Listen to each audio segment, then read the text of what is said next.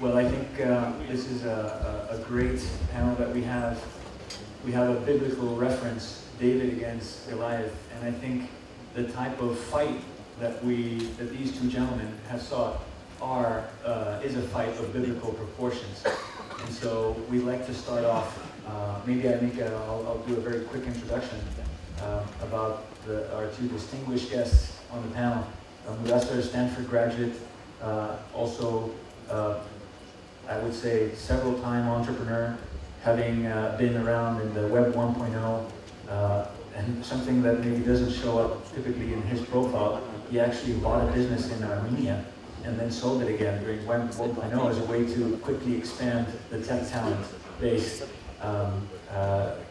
McKinsey, and then from McKinsey on to we founded together with Magnus, another McKinsey colleague, Careem, back in 2012. Bhavish, from a leading university, the leading university in India, and then on to Microsoft. Until then, you established Ola back in 2011.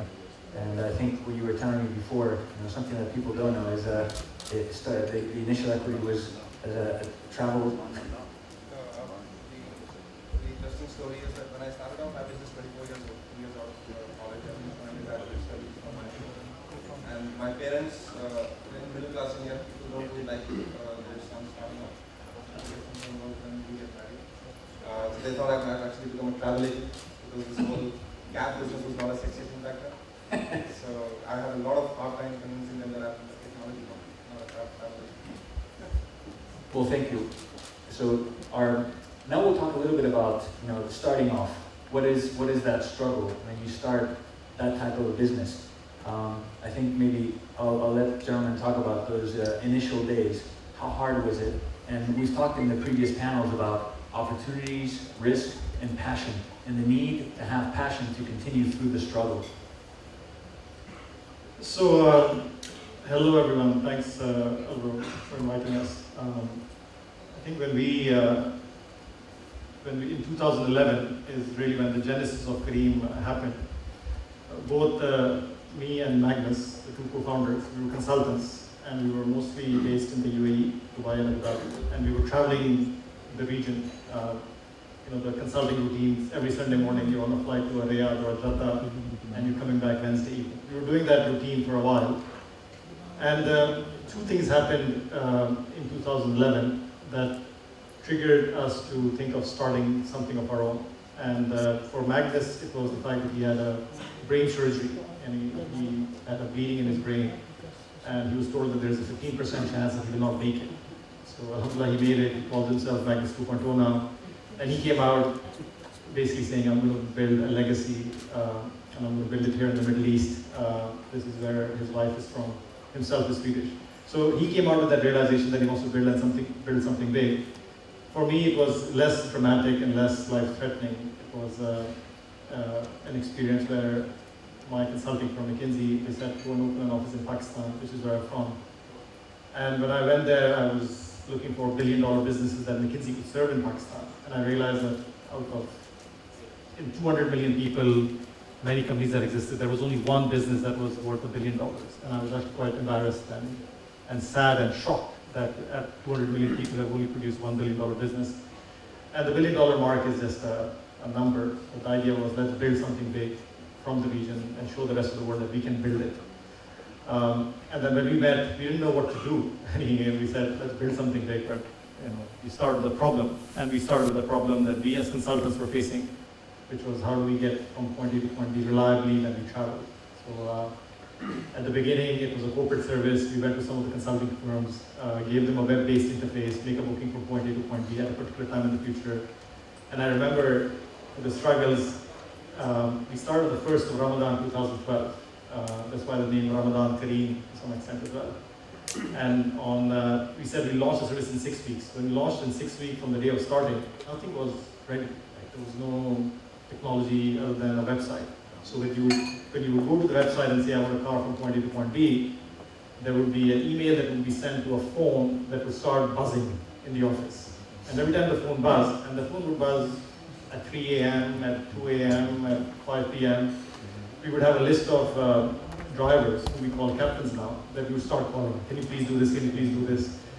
And we had to ask a lot of favors. We had to be very persuasive, especially at peak times, to get them to do these bookings. And once someone would accept, then we would manually be sending SMSs to people. Hey, your car is on the way, which from the customer perspective looked very automated and natural, but it was all being done manually, and it was being done for the first 3 to 6 months.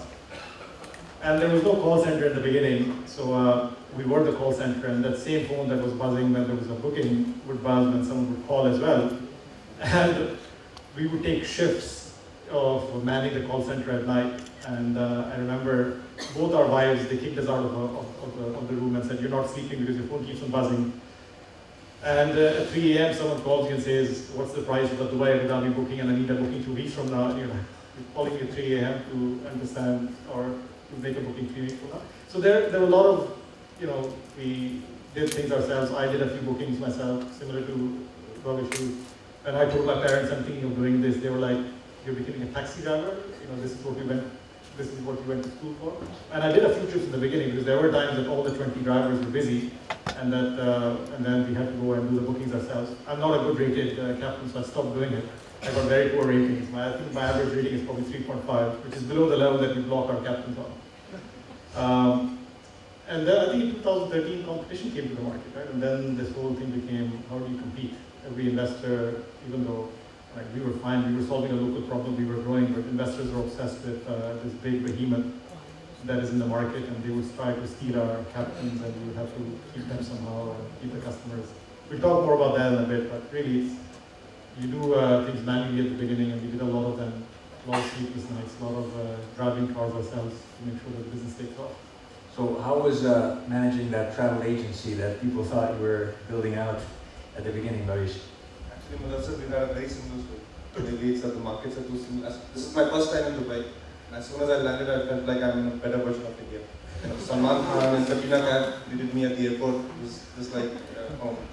But our origins were also very similar. When we started off as a website to book intercity travel in India, intercity of the travel in India.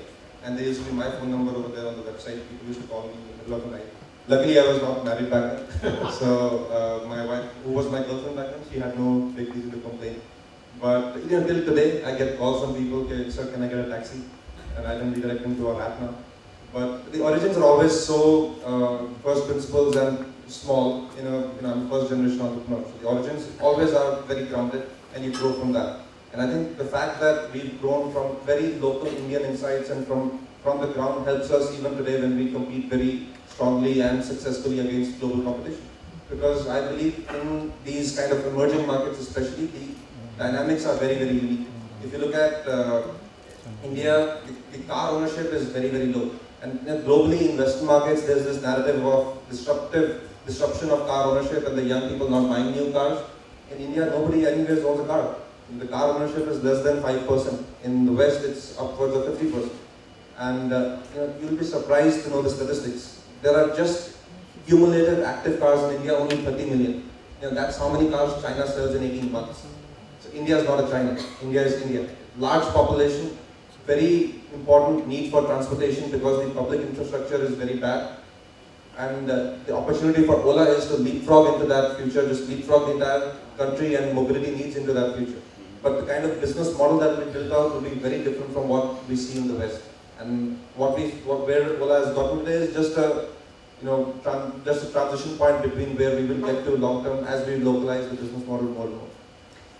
Thank you. Well, as some of you in the audience may know, or probably have heard, I think that biblical fight has just become that much bigger since July, when Uber decided to exit China, and Didi actually has been seen as the local winner. So that's actually very good news to proof that locals rule and that locals do tend to win in the end. So how do you go about competing with that? You talked about the behemoth that now has access to about $15–16 billion of funds raised between equity and debt, and obviously you guys have raised and been very successful at raising, but at a different scale. So do you compete just on dollars as well, or actually what are the other ways to compete that you actually have seen as very, very successful recipe? So the answers are probably similar, but if someone has $15, $16 billion in the bank, then you don't compete on money. You cannot compete on money. If that's what it comes down to, then this is not a fight you will win.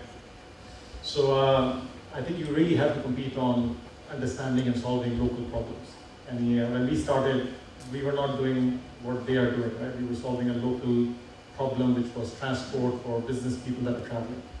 When we started running into challenges when people were getting lost, because we know that in this region maps don't exist or maps are not very accurate.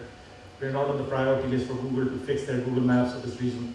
So we started building our own maps and locations database to make sure that people would get from point A to point B reliably. When we realized that a lot of captains were not able to communicate with customers in the local language because a lot of them come from the subcontinent and a lot of customers are not from the subcontinent, then we built a call center for just the captains that would bridge the communication between the captains and the customers. And when we realized that women in Saudi were not comfortable having their phone numbers with captains, we said let's create a bridge that would make their numbers hidden from the captains. And there is big and there is small things that have been done just based on understanding the local markets and the needs of the local market. And that's really what it boils down to in the end, right? We, based on just our own estimates, we believe that we've been outspent 5 to 1 in this region. So for every dollar that we have spent, competition has spent $5. Despite that, we believe we are leading the region by 25 to 30% in market share. So how does that happen? It really happens because the product is localized, right? And one example, just a simple one where you see the money being spent inefficiently. When competition launched Riyadh, which is one of the larger cities in the region for companies like us, they put billboards on all streets of Riyadh announcing the service. And at that time, this was only a credit card service. They were only working with credit cards. And you could see a billboard of a company that is offering a service, and 9 out of 10 people cannot even use that service. So you're basically wasting money by getting all these eyeballs. Whereas we were going more targeted to the banks and saying, man, we're only a credit card only service as well, announce it to your customers. So a lot of money gets wasted because the global playbook gets applied locally, and local problems are different, local challenges are different. And I don't think it is a money fight. I think you understand and solve the local problem, and that's how you compete successfully without needing that kind of money. Now if someone has $1 billion, you probably need 200. You cannot be stuck with 10. Then it's a very even fight that just beat the crap out of you. So you do need to raise money, but not to the extent that they have raised money or they have money. So Bhavish, maybe you can tell us about how you compete also from a product perspective and making it very, very local. The overarching theme and analogy that I give my team and people in general is this war is like the Vietnam War. Uber can carpet bomb every emerging market in the world with a lot of capital, do a lot of dumb things with money, throw money on the drivers, throw money on the customers. It won't get them anywhere, right? Because the locals can do the guerrilla stuff on every aspect, be it product, be it organization, be it process, be it nimbleness and execution and operations. You just cannot beat that. And you will, like Mudassir said, we as locals can be orders of magnitude better on capital efficiency, orders of magnitude better on local relationships, especially in markets like India, like Mudassir's markets. A lot of things are done on relationship. It's not just about money. For example, one thing that I'll highlight is, in India, it's a heavily supply constrained market. Demand has not been an issue for us anytime. Because traditionally, there were no taxis ever in India. Even medallion taxis didn't exist. There were auto rickshaws in India. If auto rickshaws, for those of you who don't know, are naturally air-conditioned three-wheeler vehicles. So a lot of this is the mass mode of movement around India. So when we started scaling up so fast and demand was never an issue, we said, how do we solve this supply gap? And we decided 1 year ago that we will start buying our own cars. We'll create a subsidiary, which is a fleet company, which will buy its own cars and rent it out to drivers. This has been a huge success for us. We've now bought more than tens of thousands of cars. We have a goal of buying our own 100,000 cars. What it means is a tweak to the business model, and it's even tougher to execute this business model in a geography like India and many of the geographies around here than it is in the West, because once you want to manage an asset, it's a very different mindset. But it's very successful because you don't have to subsidize the driver. It's a very profitable business for us. And the second thing we did was, now where do you get the trained drivers from? In India, the one strength India has is we have a lot of people. Right? There is no shortage of people, but you have to train them. So very recently, we announced a major partnership with the government of India, where we will be setting up driver training schools in every district of India. And there are a lot of people in India who need employment. Employment is one of the biggest challenges of the local of our country. And we partnered with the government and we said we will train and build employment for 5 million drivers in 5 years, because that's the kind of demand we see on our platform. And it is things like these which you do being local that really differentiates you and sets you apart. Now, it doesn't require tons of money and tons of capital to do this. It requires a creative mind, it requires entrepreneurial instinct, and it requires fast execution and relationships. And only a local entrepreneur can have that. So I'd like to underscore one of those words that you use, partnerships, and especially at the local level or regional level, and also with authorities.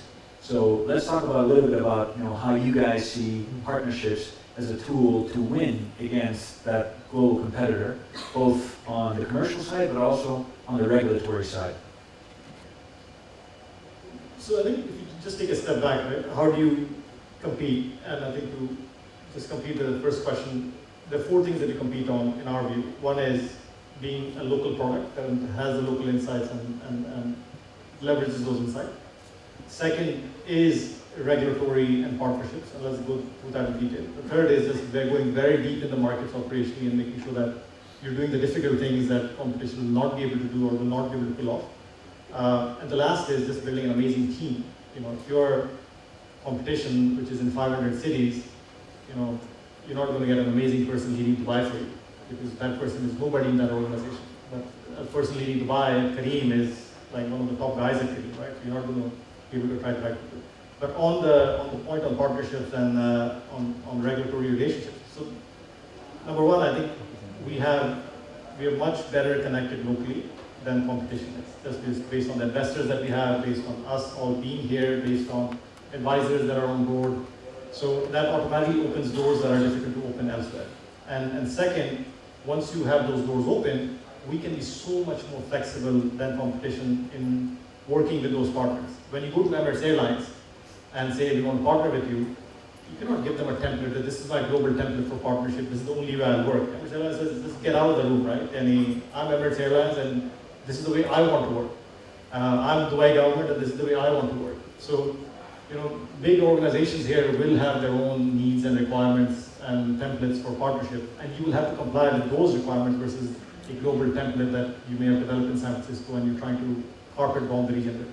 So second, we can be so much more flexible. So when the Dubai government, which we did a big deal with a month ago, asked us to work with taxis, and there were certain requirements around how we work with taxis, and taxis will become part of the Careem app.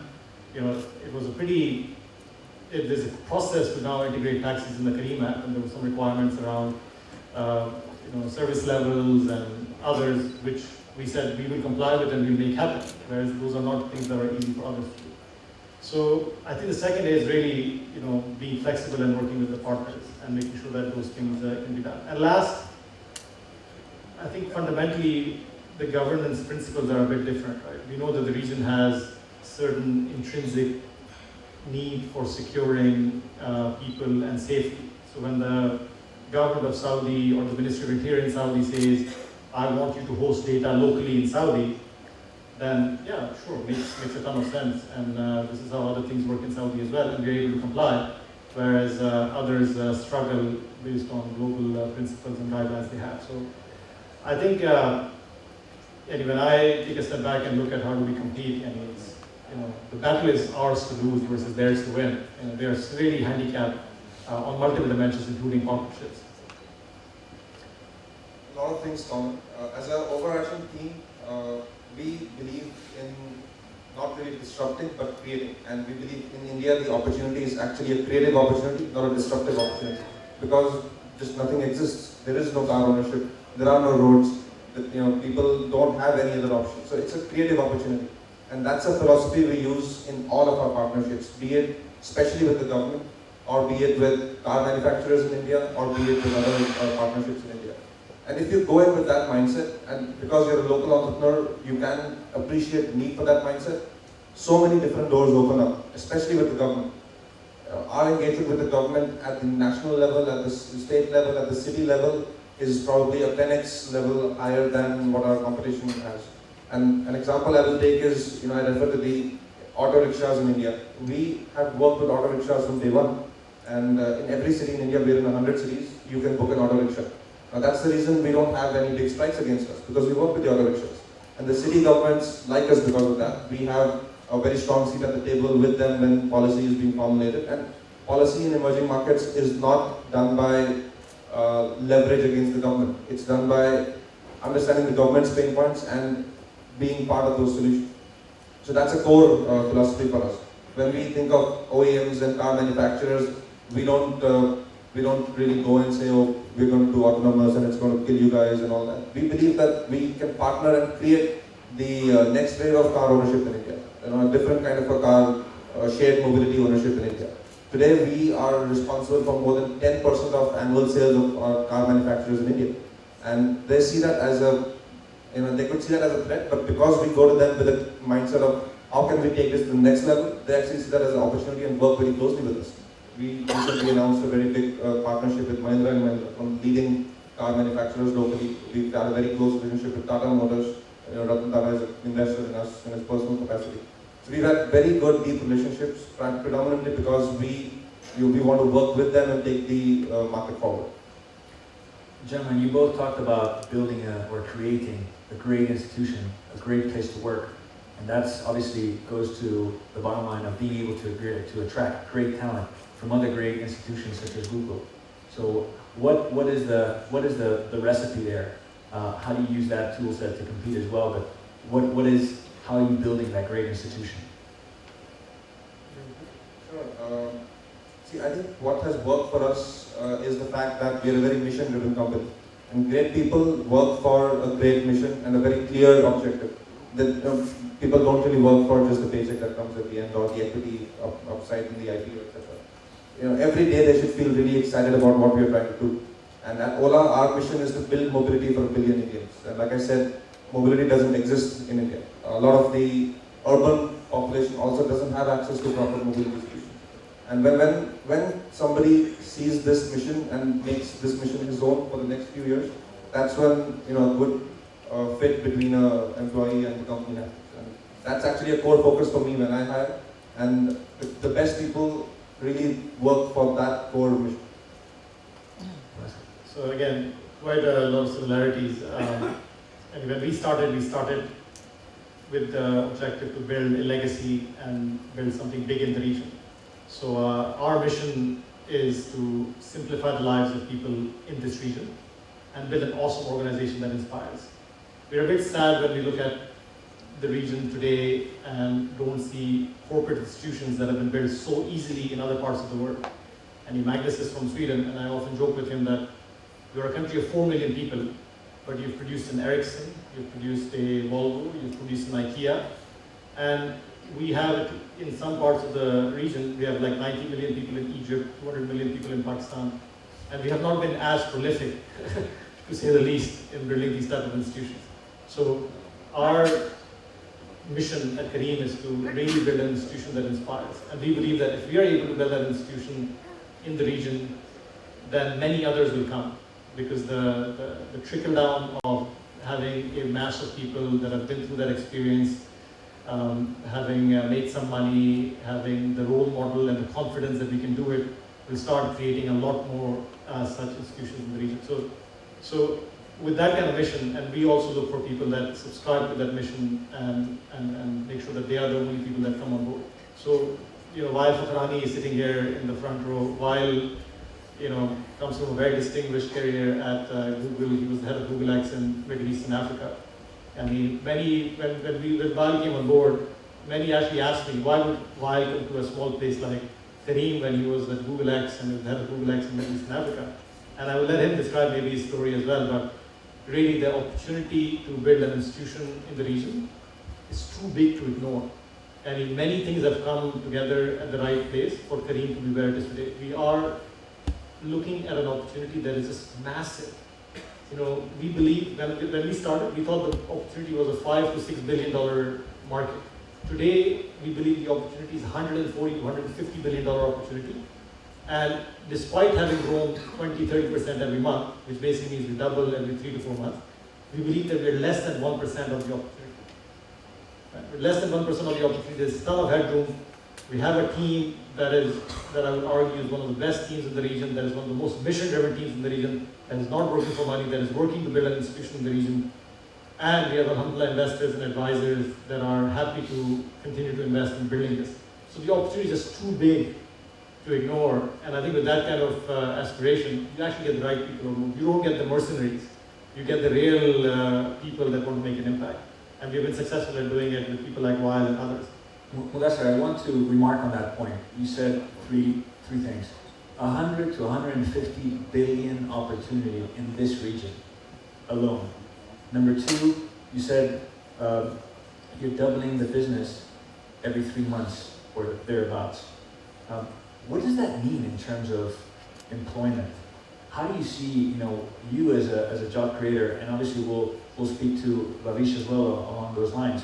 How do you see yourself in terms of job creation force? Yeah, alhamdulillah, it is a blessing, right? It is a blessing that we find ourselves in a place where we can start tackling one of the root causes of a lot of challenges in the region, right? One of the biggest challenges that we have in the region are a lot of our young people, many of them educated, are unemployed. Youth unemployment in this region is more than twice the global average. 25 to 30% of our youth are unemployed, and in some countries it's even higher. And alhamdulillah, through this platform, we're actually able to create a ton of jobs. We signed a big agreement with the government of Pakistan to create 100,000 jobs by 2018. We are in discussions with the government of Jordan to create 20,000 jobs in the next 2 years. We will be the largest employer of Saudis in Saudi by 2018. This is alhamdulillah a huge blessing. And we believe that if we can start creating meaningful jobs for people in the region, that a lot of the other challenges that we have with respect to security related issues or otherwise social issues will start to evaporate. And that's really the promise that we take to the governments. Let's work together to build this thing, because the benefits are way, way bigger than the objective of building Careem. You can actually move and change societies and transform societies. And to the point on the market and the growth, they're related, right? The market is just so big that it is not difficult going 20-30%. In our markets as well as like in India, the challenge is supply. How do you get as many cars as you can, as fast as you can to meet the demand? Because transportation in this region has been supply constrained. And if you don't have enough mobility, I think if you look at Europe and the US and other more developed parts of the world, they built metros, they built buses, they built those things 100 years ago, and we still haven't built them. So we hear this from in places like Saudi all the time. I actually want to go to a friend's place, I want to go to the mall, but I cannot because there is no car at home. The people that can drive me are not here, and I don't know how to get there. So mobility is supply constrained. So as fast as we can create the supply and put it on the road, the demand is there just for the taking. And on the supply side, there is a mindset shift that needs to happen as well, which is one of the main reasons we call our drivers captains. We're trying to make this a respectable way to earn a living. Many people in the region look at being a driver as not being as exciting or as respectable. But we are trying to take this profession to the next level and also working to make sure that they are able to operate not just as drivers, but as captains. So they need to, as captains, like a pilot, they need to be responsible for the safety of their passengers in the car. They need to be dressed professionally. They need to have gone through certain trainings. So we need to take this profession to the next level, both in terms of ability, capability, but also in terms of perception and mindset. And once we do that and people come on the road and start driving, there is no shortage of demand for the next 50 years, I think. Bhavish, you talked about also the infrastructure challenges and what you're creating, building. Today, already 500,000 drivers. What do you see as the big objectives, the big goals ahead? In a country like India, where there is a huge demographic dividend coming, in the sense that a lot of our population is very young. I'm actually 30 and I'm one of the older people now. The average age is lesser than me. I used to feel young, but I don't feel young anymore.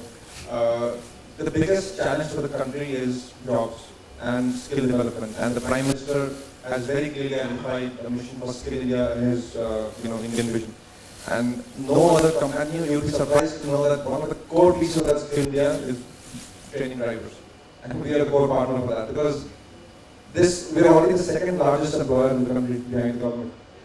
And it's a skill which is easy to pick up, easy to train, and given the rise of us and the liquidity of income that happens, it's a very relevant skill. A lot of people want to become drivers. It gives them upward mobility, and it is super critical in solving problems for India. If we don't create enough jobs, India will be actually in a big spot of bother, because there will be young people who will be unemployed. So the government really sees us as a big source of opportunity in creating jobs, and that's the reason, like I spoke about, the kind of partnership we did, creating 5 million jobs over the next 5 years. It's really possible. We have 500,000 drivers on our platform today. We are growing, we are doubling every 4 to 6 months. A lot of growth is ahead of us. We are in 100 cities today. India has about 500 cities and towns where business is possible. Lot of depth in the market. And another uniqueness of India is it's not just urban economy. A lot of Indian economy growth is actually driven by the semi-urban and the rural areas. And those are not poor areas. A lot of wealth is in the rural areas. If you look at any consumer large-scale business in India, be it telecom, be it FMCG, be it automobiles, about 30 to 50% of their revenues comes from the rural areas.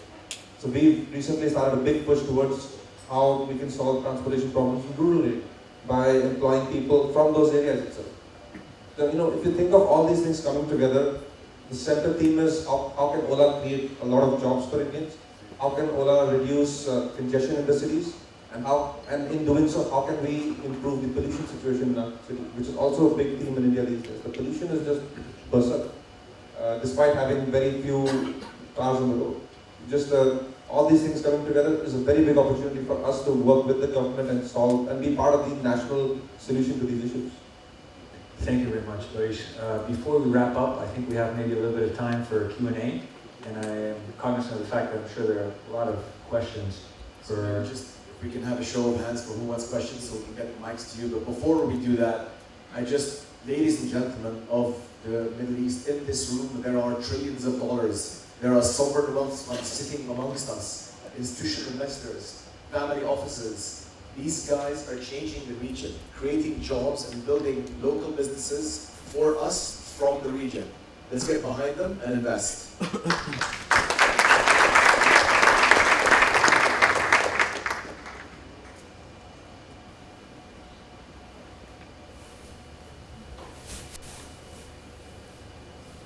This is a question from Mudassir.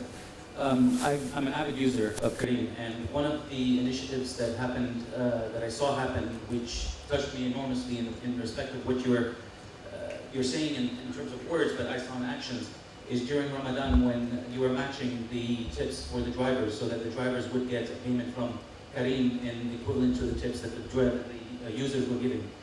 I wanted to understand, how do you view the importance of this type of corporate social responsibility, and to what extent do you think it is a differentiating factor for a local operator in terms of the fact that they are willing and capable and actually putting into action in terms of giving back to the society what they are getting out of it? Yeah, it's a good question, right? I think we are again so blessed and lucky that for us CSR is an integral part of our business, right? The fact that we work with people that can be helped and supported, it's really a privilege and a blessing. And when we were looking at this business initially to start, we were looking for how to make this thing more meaningful. And it was only after we realized how much of an impact we can make in the lives of captains is when we got super excited to work on it. So, and it's actually great for business as well. So, we believe that a happy captain delivers a happy customer. And if the captain is not happy, if he is not well taken care of, then you're not going to have a happy customer. So how do you look after the captain? It has to start all the way from giving this person respect and not treating him like a driver, which sometimes happens in the region, to all the way looking after his and his family's holistic well-being. So we've done a few things already. For example, in Dubai, we have a program through which we can arrange health insurance for these captains as well. It's an opt-in, they can opt in and we facilitate the whole process of health insurance. We are also in the process of creating an emergency fund through which, when they are in need, when someone's daughter is getting married in Pakistan, when someone needs something for their parents' surgery, we're able to support them and make funds available at those times. A lot of the money these people make goes back to educate their kids, because there are even in the in the blue collar world, there are multiple levels. These are people that are sitting in the car. They're not at the level of the construction workers, where they're sitting with people like yourself and saying, I don't want my kid to be driving, I want my kid to be like Muhammad sitting at the back. So education is a big priority for their kids. And a lot of them send their kids to very, very good schools. And this comes at the expense of their lifestyle here in Dubai or Saudi. So we want to make it easy for them to save for their kids. Maybe certain part of the earnings can get deducted automatically and can be used to fund the education for their kids. And for us, this is not even CSR. I mean, these are things that make us feel very good, but this is amazing for business because a happy captain is both a loyal captain and it's also a captain that's going to deliver a happy customer.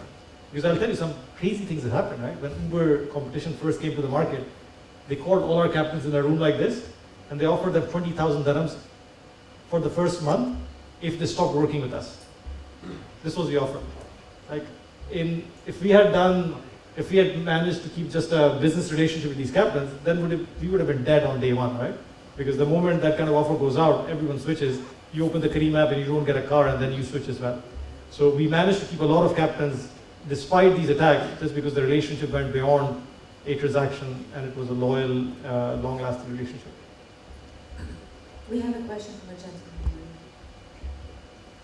Hi guys, my name is Abhishek, this side on your left. Question for both of you, I guess. I mean, just reflecting back, firstly, the ethos of both the companies is business, but also business with a good. So as I see it, the core asset for both of you guys is human capital, the people aspect of it. Now within that, one key way to build human capital is education. And I'd love to hear if there are any specific initiatives you guys have on educating the drivers, but also with the young people in India or in Saudi. You mentioned Mudassir. Young people will live their dreams with education. That's how most of us have lived our dreams. Anything specific you guys are doing or any initiatives on that front? Sure, I'll take this one. We actually, really, the need for education really resonates with us, especially for our driver community, and we solve it on two levels. One is youth who don't have a job and who want to become a driver on our platform. And that is a very large initiative which we work with the governments in the states, and it involves setting up driver training schools, because there's just no infrastructure in India where the driver can learn formally on how to drive, and also giving him access to finance and giving him access to things like English learning, etc., which is very crucial for him in terms of servicing the customers in the big cities. That's a big initiative. Secondly, once a driver is on our platform, we work with many different companies which provide him skills over a mobile phone. You know, it could be English learning, could be customer service, could be car maintenance, could be adding a new skill set. Right? So that's actually been a very successful pilot for us, because the distribution that our access to the drivers give is fairly large. Thirdly, what we've recently started to do is go beyond just the driver and look at his wife. Because in India, the wife of the driver is, in general, she doesn't lead a very good life. She has her family to take care of. These are people who don't have the most progressive parents, or who have the wife is largely confined to the home. And we work with many different non-government partners, many different companies with their CSR teams on how we can get more education to the wife, get more access to information to the wife. Things like just a mobile phone or data connection is huge for the wife, and she can get gainful employment or micro entrepreneurship opportunities sitting at her home. So that's another third piece on which we have a big focus. So the only other thing that we have done on top of some of these is we have created a path where if you're working with us as a captain, there is a way for you to enter Careem as a colleague as well. So some of our fleet managers and fleet coordinators in our markets are people that were working with us as captains before. So there is a path for them to now enter a more white-collar type of place over time. And some of these guys are decently educated. They just had, circumstances which forced them to take up these jobs. So we try to give them some upward mobility within our constrained coffers as well. I think there's one more question. One more question. Yeah, Malas, you both actually stressed the importance of your drivers, captains, and the social responsibility. But technology is changing so fast, and today we're talking about driverless cars. Will you be adopting this technology? And how will that go with your premise that we're going to be creating more jobs when in fact some of the technology is in fact destroying jobs? Sure. So I feel that driverless technology is not going to be a homogeneous solution across the world at the same time. Even in the US, I don't believe the technology is ready yet for mass adoption. And the way it will get adopted is in small pockets, maybe university campuses or some cities, small cities and small business districts, etc. If you look at India, it's a very different ballgame. There is just no proper road infrastructure. There is no lane driving in India. There are no signs that the autonomous software can read and figure out. Even simple things like mapping is not solved in India. And it's a long way to go before autonomous at scale hits India.